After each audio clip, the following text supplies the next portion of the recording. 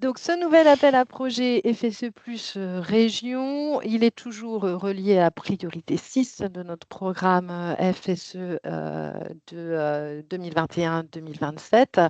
Et cette fois-ci, nous allons sur les objectifs spécifiques 4.5 et 4.7 pour des actions d'orientation, d'élargissement des choix professionnels et de développement des compétences pour les jeunes suivis par les missions locales normandes.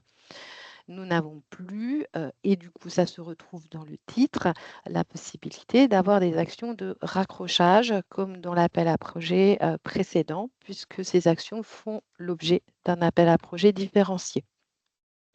Les dates de publication, donc c'est du 22 juillet 2025 au 31 mars 2026. On a mis 3 périodes de sélection sur cette ouverture.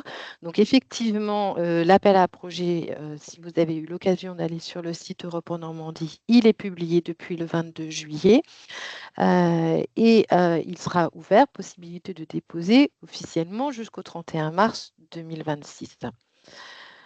L'enveloppe FSE+, qui est dédiée à cet appel à projet, elle est de 1,8 million d'euros, avec un taux maximum d'intervention de 60% des coûts éligibles.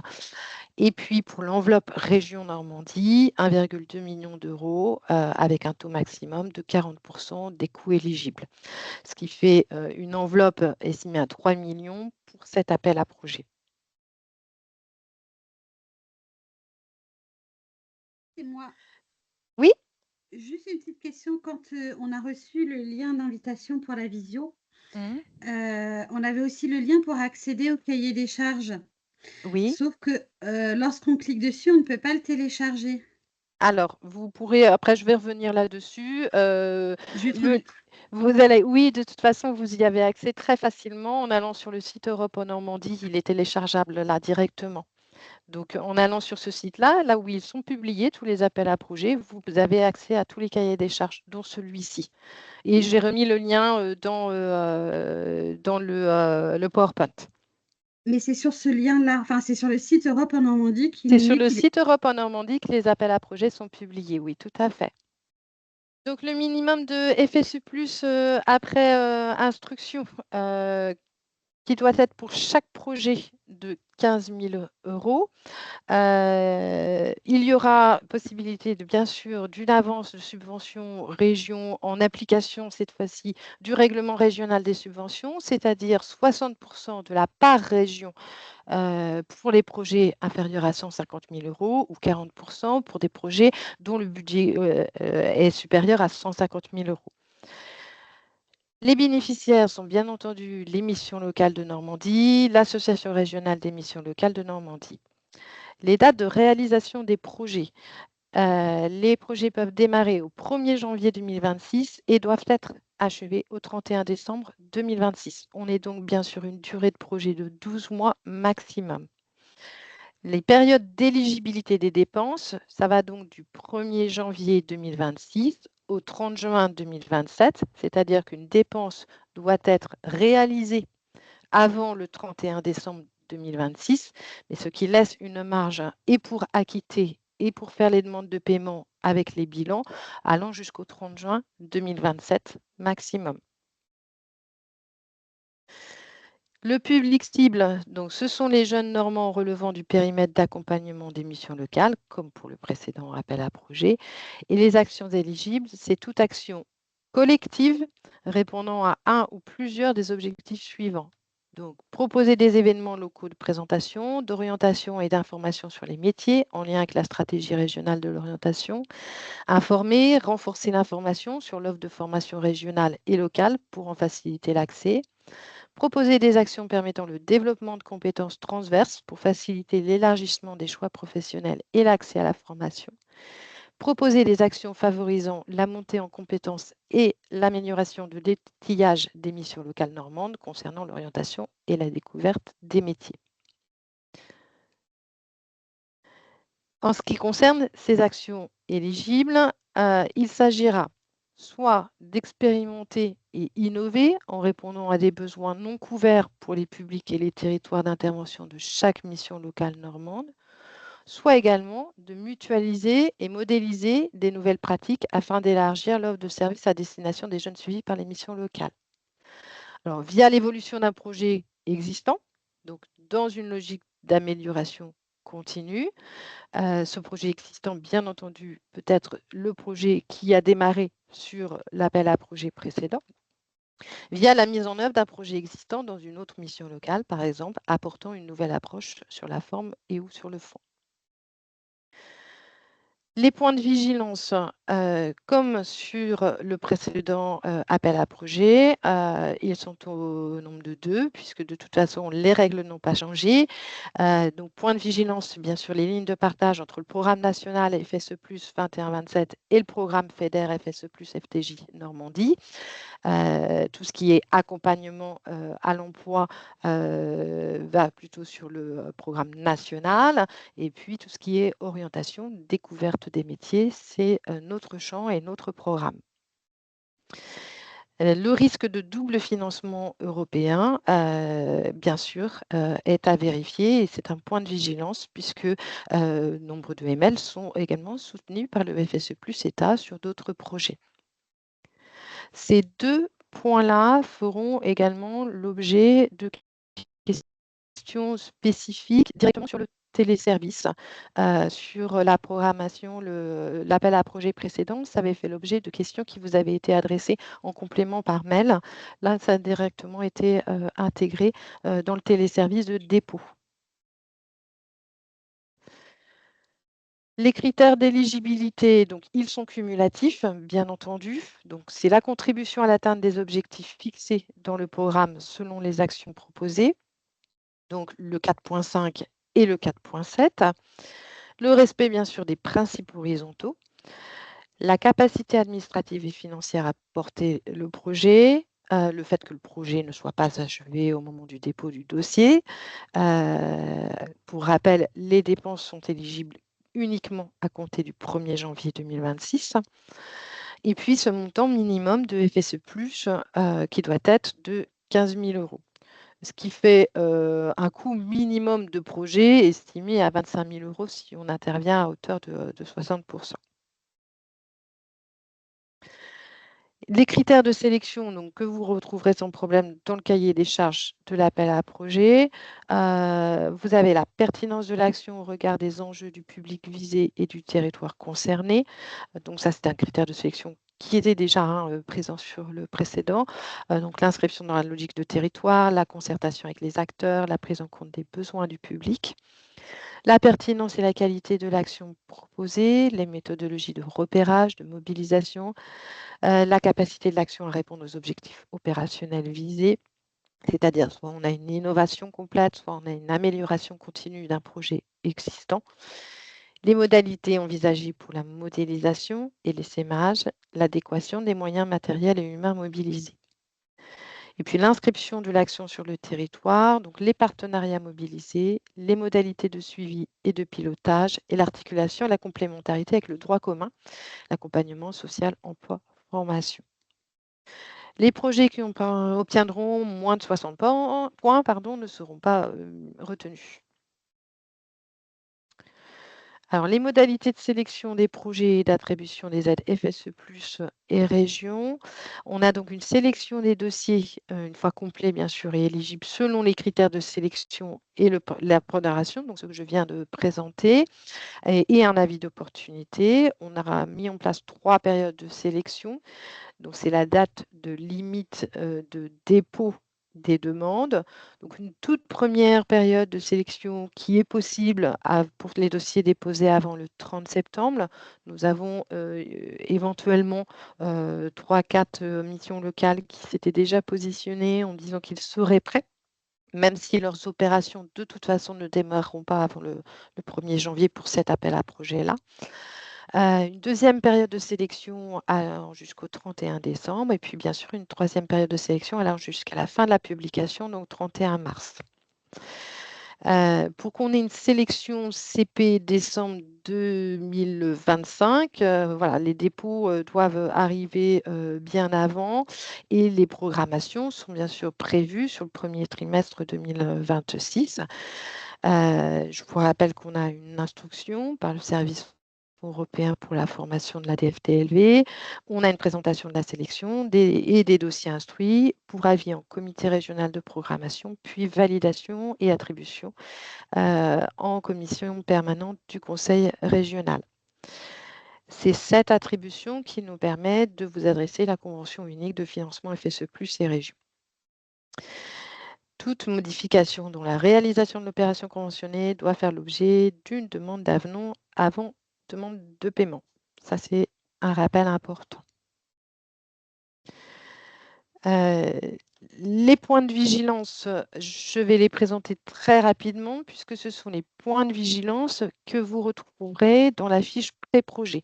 On a fait avec Vincent une fiche pré-projet qui reprenait l'ensemble des points spécifiques, une fiche pré-projet spécifique pour les missions locales, reprenant aussi vous permettant de repartir du bilan aussi des opérations précédentes et puis reprenant les points qui pouvaient avoir posé question et qui sont de toute façon obligatoires pour pouvoir déposer une demande d'aide FSE.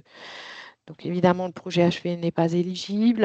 Ça doit être bien sûr porté par l'entité qui porte le projet, déposé par l'entité. Un petit rappel sur la capacité administrative et financière. L'éligibilité, les dates d'éligibilité des dépenses.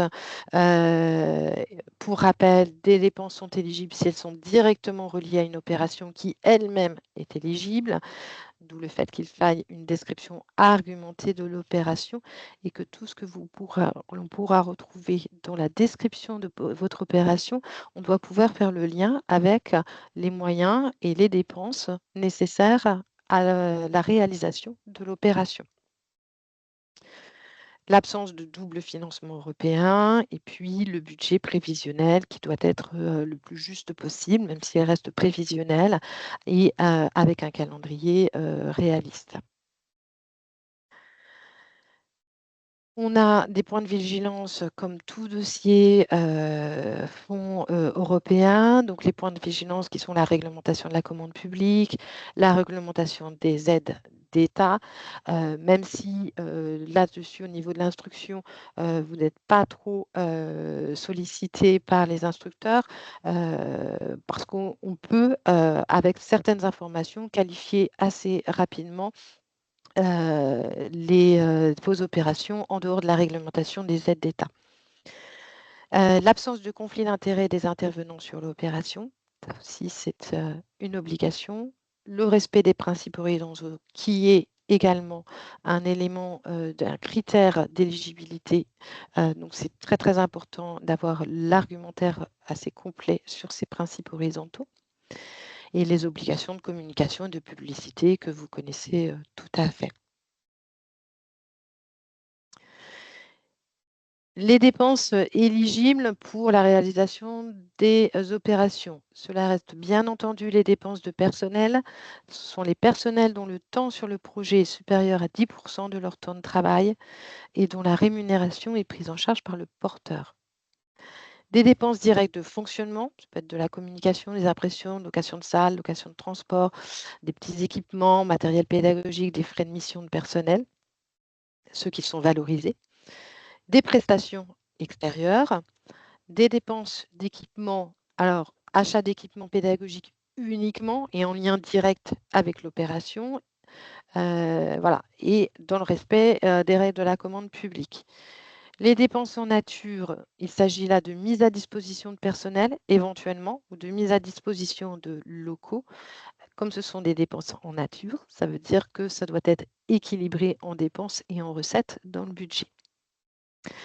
Et puis les dépenses indirectes, je vous rappelle que ce sont des dépenses qui sont nécessaires pour réaliser l'opération, mais qui ne sont pas directement rattachables à l'opération, donc des frais de gestion, d'impression, de nettoyage, téléphone, eau, électricité, etc., etc. Donc plutôt à l'appui d'une clé de répartition pour les estimer.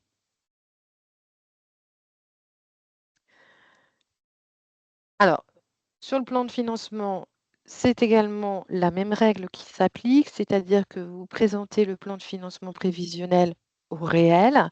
Et c'est lors de l'instruction de la demande que le service en charge applique une OCS disponible lorsque c'est justifié et pertinent.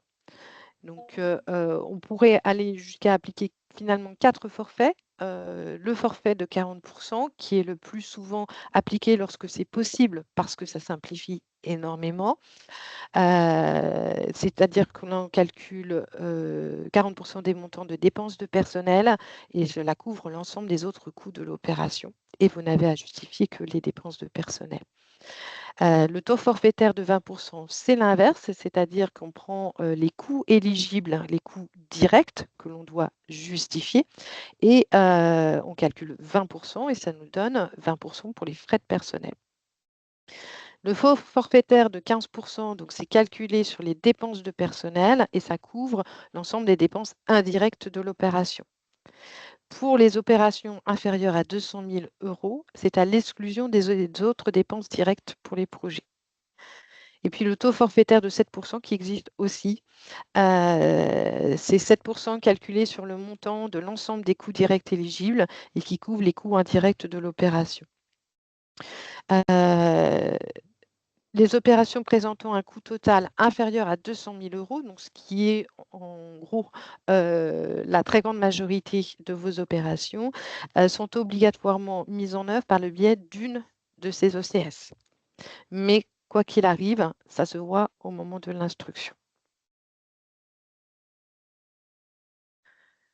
Pour rappel également, bien anticiper le fait qu'il n'y a pas d'avance FSE+, uniquement une avance sur l'aide régionale, donc à la signature de la convention, 60 du montant de l'aide régionale pour les projets inférieurs à 150 000 euros et 40 pour les projets supérieurs à 150 000. Vous aurez dès la signature la possibilité de faire une demande de paiement intermédiaire. C'est toujours possible, même si on sait bien que pour des projets de 12 mois, à part de gros problèmes de trésorerie, ça risque d'être compliqué pour vous de faire des demandes intermédiaires, ou en tout cas assez lourd administrativement. Pour les demandes de solde, elles devront être déposées avant le 30 juin 2027. Cette question vous est également posée, vous sera également posée là, cette fois-ci sur le téléservice, directement sur EDA.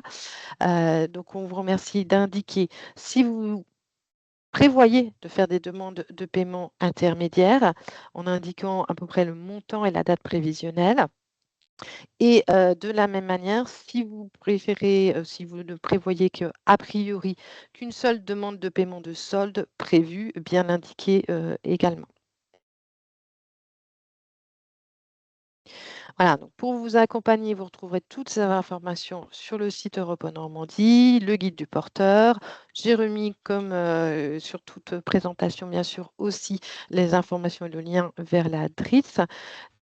Voilà, donc la fiche pré-projet, donc pour rappel à utiliser, hein, c'est une fiche pré-projet qui vous a été adressée, qui est spécifique aux missions locales, donc qui n'est pas du coup sur le site Europe en Normandie. Donc c'est pareil, hein, si jamais il vous la manque, surtout n'hésitez pas à nous solliciter. Les rendez-vous accompagnement en amont donc, du dépôt de la demande, et puis l'adresse de contact qui est inchangée. On est dans le cadre d'un appel à projet. Donc, on vous demande vraiment, pour des raisons de traçabilité, d'utiliser cette adresse-là quand cela concerne l'appel à projet, et d'éviter de nous envoyer des questions, des demandes sur nos adresses personnelles, professionnelles, mais avec nos noms.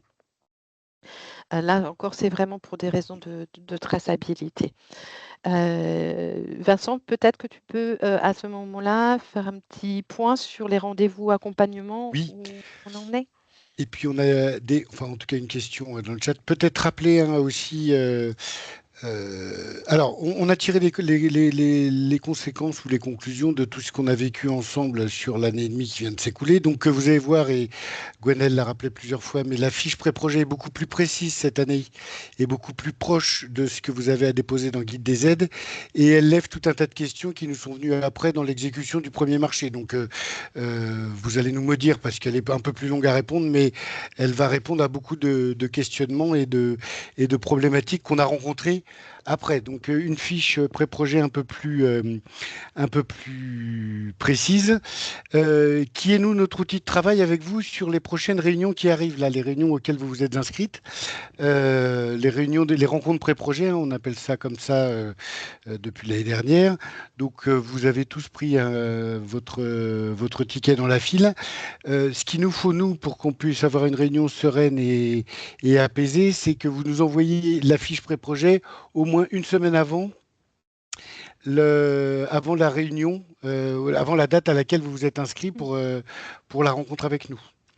Donc, les premières ayant lieu le 22 septembre, voilà, c'est ceux qui se sont inscrits dans ces dates-là commençaient à envisager à nous envoyer la fiche rapidement.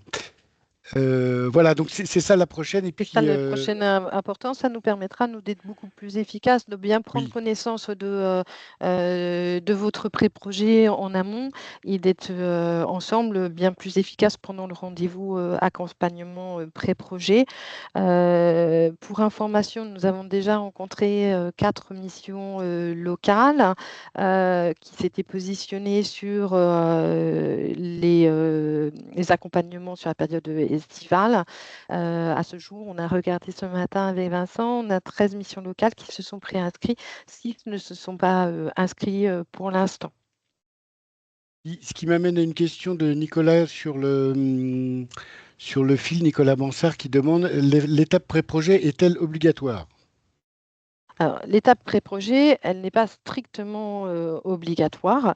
Si vous avez peu de questions et si votre projet est forcément construit, elle peut être aussi assez rapide, hein. Ça peut quand même permettre de faire un point rapidement avec vous. Maintenant, on n'est pas forcément obligé d'aller dans le fond. Si votre pré-projet est complet, vous n'avez voilà, vous pourriez éventuellement déposer tel que nous, on préférerait quand même avoir un petit point parce que ça nous permet aussi en amont d'avoir les informations sur ce qui va être un peu déposé, même si après, ça sera l'instruction qui fera tout le travail. Mais voilà, elle n'est pas strictement obligatoire. Il faut savoir quand même que ce que vous avez dans la fiche pré-projet, ce sont des questions que vous allez retrouver de manière systématique sur l'espace des aides. Donc après, en même temps, ça vous permettra de faire simplement des copier-coller, hein. Ça n'est donc pas obligatoire, mais fortement conseillé. Voilà, C'est on va ça. résumer on va résumer comme ça. Deuxième question. Alors là, on est sur toujours Nicolas Bansard. Prestations externes. La mise en concurrence est-elle facultative? Moi, j'aurais mis est-elle obligatoire, mais Nicolas Bansard a choisi de mettre est-elle facultative? Ah non, Une parce mise que en concurrence. non, mais comme c'était pas mis dans le slide et qu'il y avait en dessous des choses qui étaient obligatoires, je me suis dit, ça veut dire qu'elle est facultative. Non, non. Ah Et d'accord, ça n'a c'est pas rien que à j'ai voir saisi avec le sémantique. FSE. Une mise en concurrence est obligatoire à partir du moment où la structure est soumise à la réglementation des marchés publics. Voilà. Donc c'est pareil, hein, là-dessus, on a mis vraiment le lien dans la fiche pré-projet et notamment le lien pour que vous puissiez vérifier que votre structure est soumise ou non à la réglementation des marchés publics, sachant que nous, notre analyse, mais je dis bien a priori, les missions locales y sont soumises, mais ça vous permet d'aller vérifier. À partir du moment où une structure est soumise à la réglementation de la commande publique, bien entendu, elle est obligatoire.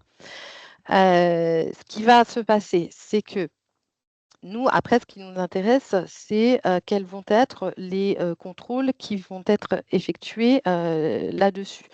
Elle est obligatoire. Si elle est obligatoire de fait, vous le mettez en place, la structure le met en place. Ce qui se passe, c'est qu'au moment du FSE, si nous avons des coûts directs que vous y êtes soumis hors forfait, cette mise en concurrence, elle va être vérifiée et elle va être nécessaire pour rendre la dépense éligible. Ça, c'est la première chose. Hors forfait. Si cette dépense intègre un forfait, ça veut dire que nous, au moment des demandes de paiement, on ne va pas aller vérifier puisqu'on va vérifier ce qui sert d'assiette au calcul du forfait. On ne va pas aller vérifier ces éléments-là. Par exemple, si on applique le forfait 40%, on va aller vérifier les dépenses de personnel, on appliquera 40% et les autres dépenses, ça sera dans le forfait et on ne va pas aller rentrer dans le détail de ces dépenses. D'accord? Ça, c'est à notre niveau fonds européen. Après, à partir du moment où la structure est soumise, en cas d'audit ultérieur, et y compris audit CE ultérieur, ils peuvent toujours demander, même si on a appliqué un forfait, ils peuvent toujours demander à avoir des éléments de la commande publique, parce que si c'est la structure qui est soumise, c'est même en dehors, là, clairement, de la subvention européenne. J'espère que j'ai été claire. Une dernière question de Nicolas Bansard, toujours. Une prestation externe non prévue dans le dépôt du dossier peut-elle être financée lors des bilans finaux? Est-ce qu'il y a possibilité d'intégrer des choses là, on est plutôt sur l'ancien projet, là, non? Enfin, sur le premier projet, Nicolas, ou pas? Toutes ces questions-là, de toute façon, il ne faut surtout pas hésiter à revenir vers nous et notamment vers les gestionnaires qui vous sont attribués. Chaque mission locale a aussi un contact gestionnaire pour, pendant la durée de vie de l'opération, pour voir justement avec elle s'il faut faire un avenant, etc. Si c'est dans le cadre d'un forfait, ça dépend vraiment du plan de financement qui a été instruit et validé. Si c'est dans le cadre d'un forfait, ça rentrera dans le forfait.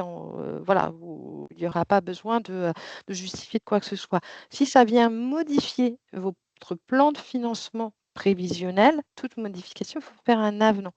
Donc, dans ce cas-là, si vous anticipez que vous allez avoir une dépense nouvelle, quelle qu'elle soit, quelles que soient les conditions, moi, je vous conseille d'abord d'envoyer un mail à la gestionnaire qui vous est attribuée, de manière à poser la question et prévoir. Et ça se fait avant votre demande de paiement, surtout avant la demande de paiement.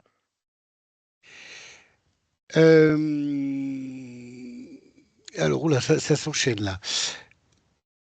Pourriez-vous rappeler, alors Samuel Lebas, pourriez-vous rappeler auprès de qui il faut prendre rendez-vous pour travailler sur la base du pré-projet? Et j'en ai une qui doit être à peu près la même question.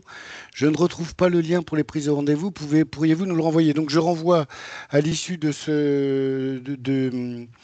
du webinaire, je vous renvoie le lien où il y a le calendrier d'inscription, ce qui permettra à ceux qui ne l'ont pas fait de pouvoir s'inscrire et d'avoir, en plus, je crois que dans le mail, il y avait le cahier des charges. Donc, pour ceux qui n'ont pas réussi, comme ça, il y aura tout. Je vous renvoie l'intégralité du mail avec tout ça. Et vos fiches pré-projet sont à renvoyer à l'adresse qui est affichée, aapfse-orientation@normandie.fr. Oui, ça nous permet d'éviter aussi de la même manière éviter de nous les envoyer sur nos adresses perso parce que au risque justement que ça se mélange avec un nombre de mails très important. Une question de traçabilité pour l'Union européenne aussi. Il y a aussi des règles là-dessus qui sont assez incontournables. Je continue. Question. Alors, la mise à disposition des locaux doit-elle être conventionnée? Ah oui. Si vous avez une mise à disposition de locaux que vous le présentez dans vos dépenses, alors déjà, ça doit être en dépenses et en ressources, si c'est à titre gratuit, bien sûr, une mise à disposition. Et oui, à ce moment-là, il faut une convention parce que c'est l'élément qui va pouvoir démontrer cette dépense et cette ressource.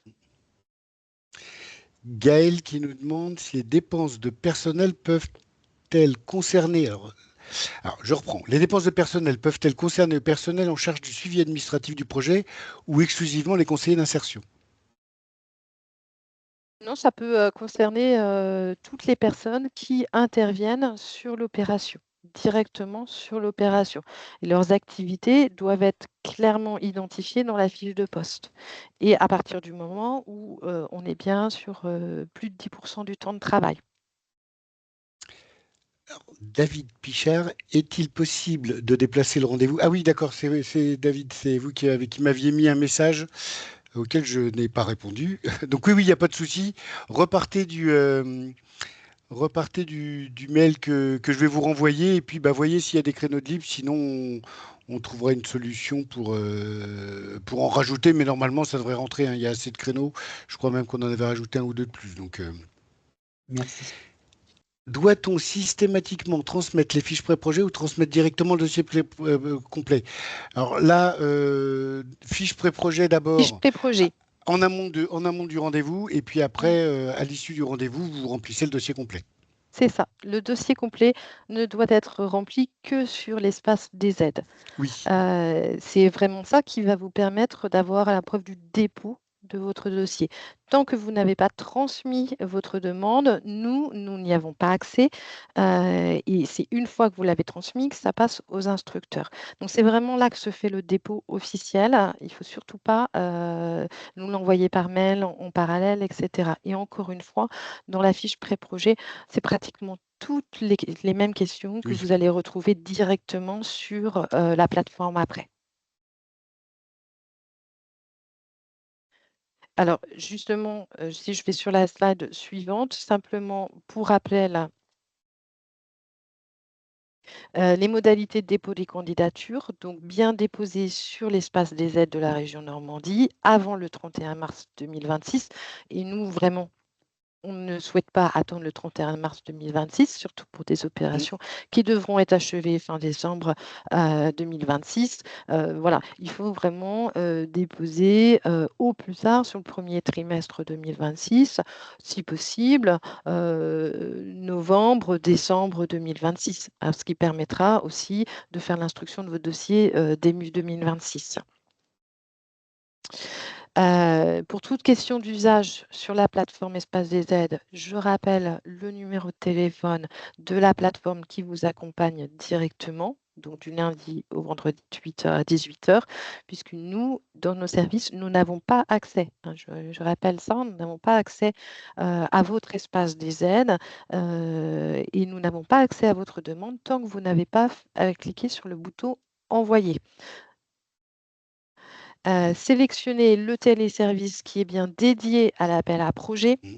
Donc, vous allez le retrouver sur, là, j'ai remis le lien direct, mais sinon, c'est bien mission locale. Exprès, nous avons rajouté sur le téléservice le nom mission locale en amont pour vous aider à vous y retrouver. Orientation et élargissement des choix professionnels et compétences. Voilà comment s'appelle le téléservice pour répondre à cet appel à projet.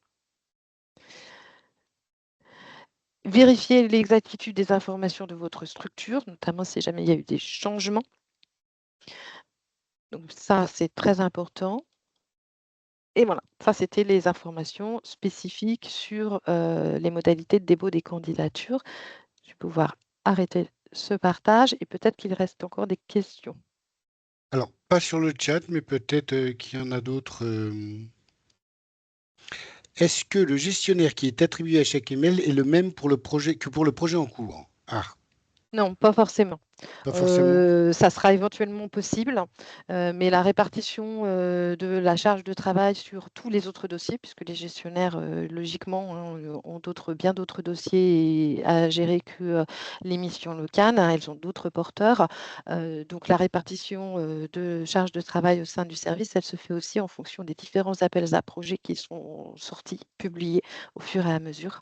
Donc on ne peut pas s'engager là-dessus. On essaiera, Maxis, qui pourra faciliter les choses, mais on ne peut pas s'engager là-dessus. Et nous avons épuisé les questions écrites. Parfait. Mais il y a des questions orales, puisque je vois la main de Nicolas Bansard qui se lève. Nicolas? Oui, question, je vais mettre ma caméra, ça va être plus sympa quand même que de Ah bah parler oui, tiens. à un portrait. Par rapport, vous aviez indiqué, par rapport à des reconductions de projets, comment vous évaluez les évolutions du projet attendu au regard de l'année et demie qui vient de s'écouler? Est-ce qu'il y a des critères spécifiques, des points, en tout cas des aspects sur lesquels vous prioriserez justement cette évaluation? Enfin voilà, moi, nous, on a eu une rencontre avant l'été là pour une rencontre avec le service. Mais voilà, donc ma question, on se l'était déjà posée ensemble. Mais comment vous allez critériser justement qu'un projet il évolue ou il évolue pas, ou il évolue pas assez, ou etc., etc. Oui, très bonne question, je vous remercie de me l'avoir posée. Ce qu'on ne prendra pas comme projet, c'est on prend les mêmes et on recommence. Je vais le dire un peu trivialement, mais ce qu'on ne veut pas, nous, c'est installer des projets de façon pérenne qui sont tout le temps les mêmes. Donc, une fois que j'ai dit ça, j'ai pas dit grand-chose. On mesurera à l'aune de ce que vous aurez pu faire comme bilan et de ce que vous aurez pu proposer comme évolution. Après, ça peut être des choses très simples comme une extension géographique d'une expérimentation qui a eu lieu que sur le siège social, par exemple, enfin que sur la mission locale centre, et puis l'étendre à des antennes. Là, on n'a pas trop d'idées et ce sera ce que vous pourrez nous soumettre. Et on a insisté, ou en tout cas, il y a une partie dans la fiche pré-projet dans laquelle vous pouvez nous présenter les principales évolutions, hein. Vous verrez quand vous commencerez à y travailler dessus. Et puis, bah, ça fait partie des choses sur lesquelles on échangera en fiche pré-projet.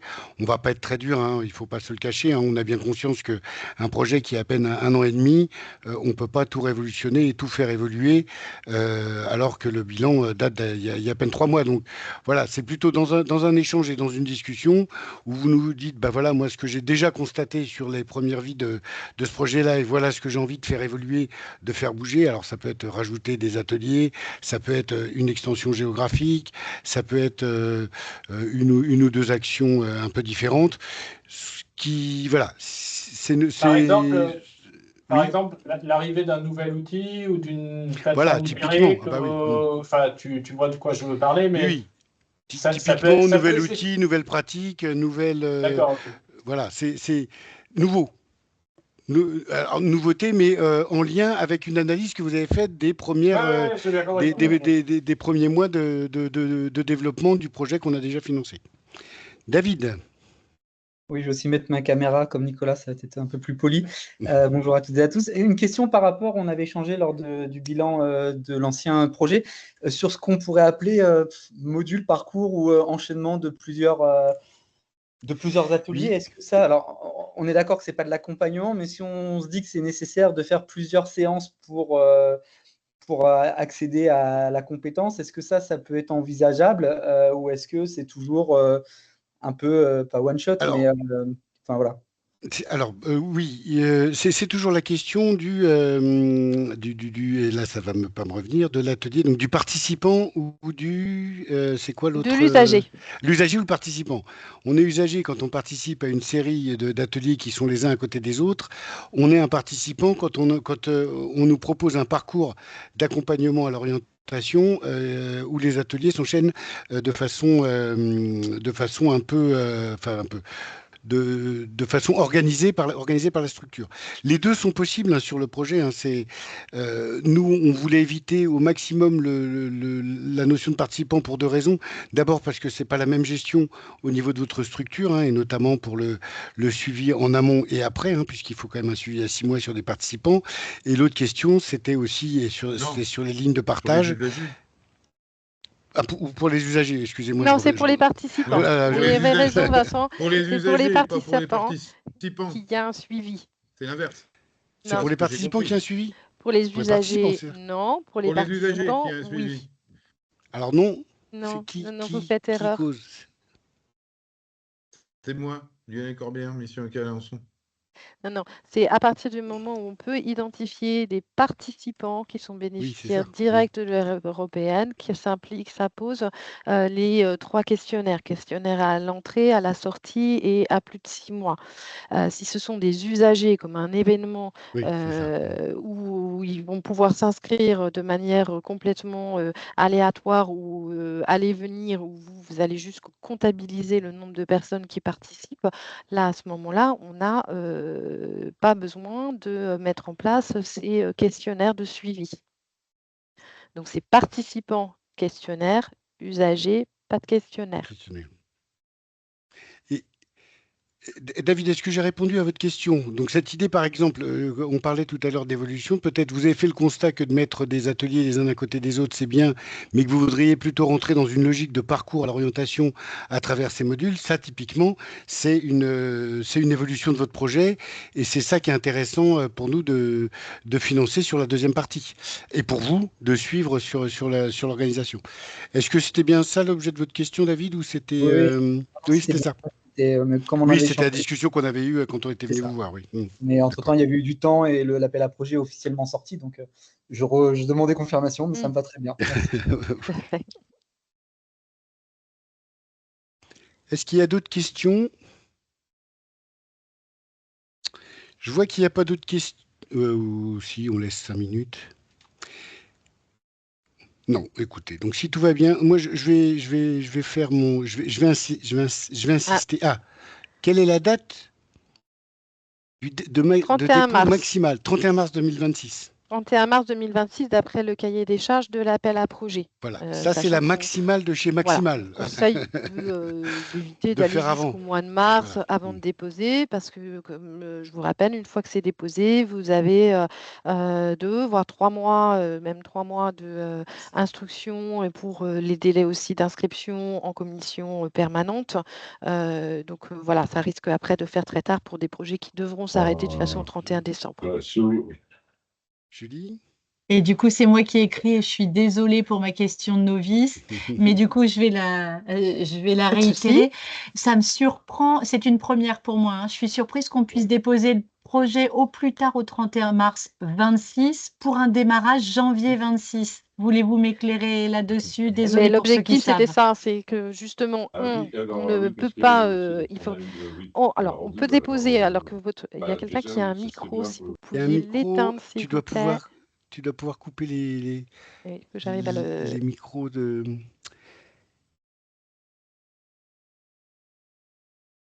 désactiver le micro. Ah, il y a Voilà, normalement, ça devrait fonctionner.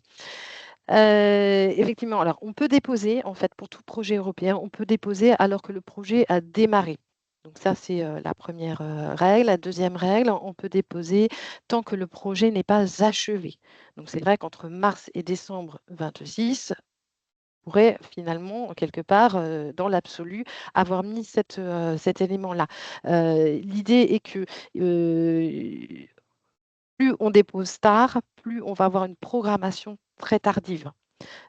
Puisque, comme je le disais tout à l'heure, c'est une fois que vous avez déposé officiellement qu'on va pouvoir instruire votre dossier. Et une fois qu'il est instruit, l'inscrire dans les ordres du jour des CRP et commissions permanentes, et que nous, au sein de la région Normandie, on a un délai de 2 mois.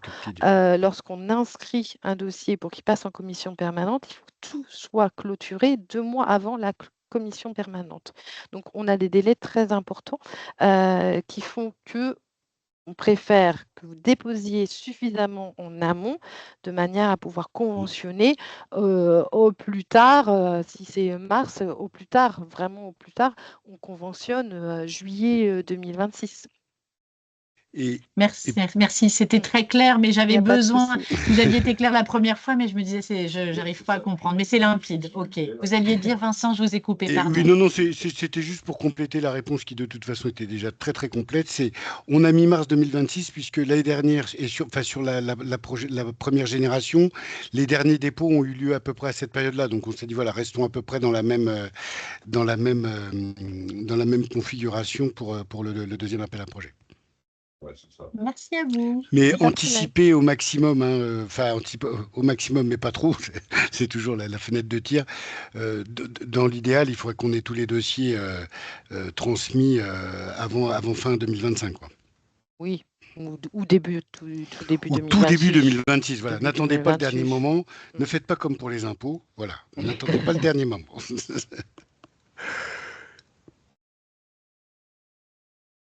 Donc, Non. 6 dépôts au 3109, convention avant Non, fin pas d'année forcément. 2025.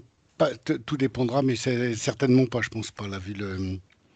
Certainement pas, parce que les instructions vont aussi s'enchaîner et sur la fin d'année 2025. Clairement, nous, on sait sur les fins d'année, les services, ils sont beaucoup plus centrés sur les paiements que sur les instructions. L'année dernière, ça a été fait sur le précédent appel à projet, c'est-à-dire que au moins les sélections ont été toutes passées avant, si possible, fin d'année, toutes ceux qui avaient été déposés. Là, on ne peut pas s'engager sur des instructions et un passage à la CP de décembre. Pourquoi pas? Pourquoi pas? On va tout faire pour, mais oui. Si on a 2-3 dossiers, c'est un peu presque prévu, 2-3 dossiers qui seraient prêts et on en a un déjà qui a été déposé et qui serait déposé avant fin septembre. Mais voilà, on ne s'engage pas trop là-dessus, parce qu'encore une fois, toutes les forces vives elles vont être sur les paiements. Si c'est pas fin 2025, c'est moi qui ai posé. Oui, Lionel. Moi, j'ai posé cette question-là parce que, en termes de ressources humaines, vous savez, on a des CDD. Au bout d'un certain temps, il faut prendre une décision sur des personnes qu'on a en poste, ou on les transforme en CDI ou pas, quoi. Et donc, c'est une responsabilité, surtout par les temps qui courent, d'avoir quand même des réponses, au moins pour une année à venir, quoi, vous voyez. Oui. Et là, du coup, si on n'a pas la réponse, c'est compliqué pour nous, quoi, en termes de ressources humaines. Alors, il n'y a on pas de renouvelle pas les conventionnement. contrats, ou on prend quelqu'un de nouveau qui apprend un métier aussi. Enfin, voilà. Alors, il n'y a pas le conventionnement, mais le dossier sera bien avancé, quoi. Enfin, voilà, c'est-à-dire que le conventionnement, c'est la phase ultime, mais on sera déjà un dossier arrivé le 31 septembre sera déjà dans les tuyaux administratifs qui permettront de dire, il y a quand même de fortes chances que ça passe ou pas, quoi. Mais oui, voilà, déjà. des conventionnements donc signés par notre président et le vôtre pour le 31 décembre 2025, ça nous paraît difficilement envisageable, mais ce sera plutôt au 1er janvier 2026. On essaiera, encore une fois, on essaiera, janvier, sur 2-3 dossiers, mais voilà, on ne peut pas s'engager formellement à l'heure actuelle. En tout cas, moi, je ne peux pas m'engager pour le service, c'est sûr. Fanny? Ma question concernait ce que vous avez évoqué tout à l'heure, des demandes d'avenant en cas de modification d'opération. Qu'est-ce qu'on entend par modification d'opération? Je pense notamment au RH où il y a un arrêt, un remplacement d'arrêt. Est-ce que le nom du conseiller, si le temps de travail n'est pas modifié, est-ce que ça nécessite un avenant ou pas? Ok. Pas forcément. À partir du moment où ça ne va pas forcément modifier votre plan de financement prévisionnel, parce qu'il faut bien penser, bien entendu, c'est la fiche, la lettre de mission. D'accord. Et transmettre cette lettre de mission. Voilà, qu'on ait l'information, ou même vous envoyer un mail, telle période, telle personne valorisée sur le projet est remplacée par telle personne. Et si on a la lettre de mission, voilà, les choses sont plus claires. Un remplacement ne va pas forcément modifier complètement votre plan de financement. Donc, dans ces cas-là, ça ne change rien, puisque sur la convention et dans votre projet, ce qu'on a conventionné, ce sont des postes et des activités, et non pas une personne en particulier. Ok, c'est clair, merci. Pardon, oui, mais ça joue peut-être sur le salaire? Oui, tout à fait, c'est ce que je disais, c'est Ouais, pour ça qu'il faut envoyer, et si vous avez une très grosse différence de salaire, notamment si vous avez un remplacement qui est très long, ça peut arriver aussi. Donc, ça va modifier votre plan de financement. À ce moment-là, il faut le signaler rapidement, puis voir ça encore une fois avec la gestionnaire. Et elle verra si effectivement il y a nécessité de faire un avenant ou pas.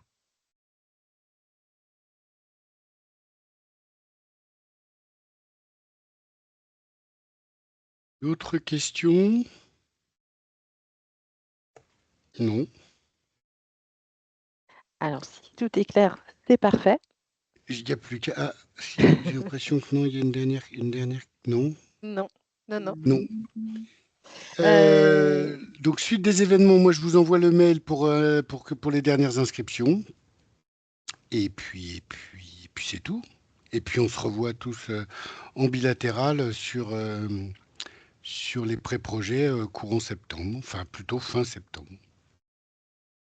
Enfin, entre fin septembre et mi-octobre, parce qu'il faut un peu... octobre, ouais.